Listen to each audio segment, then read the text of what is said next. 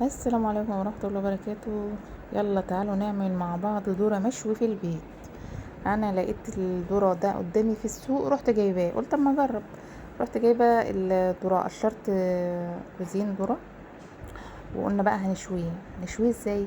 على الصاجة بتاعة الفرن من جوه تحت خالص، مسخنين كده الفرن، ونحط كوزين الذرة ونفضل بقى نقلب لحد ما يتشوي من كل الجهات، يتشوي من كل الجهات كده ويبقى زي الفل وتمام.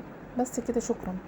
بقية الذرة بقى هنعمله بوصفات تانية مختلفة، يبقى حادق وحلو.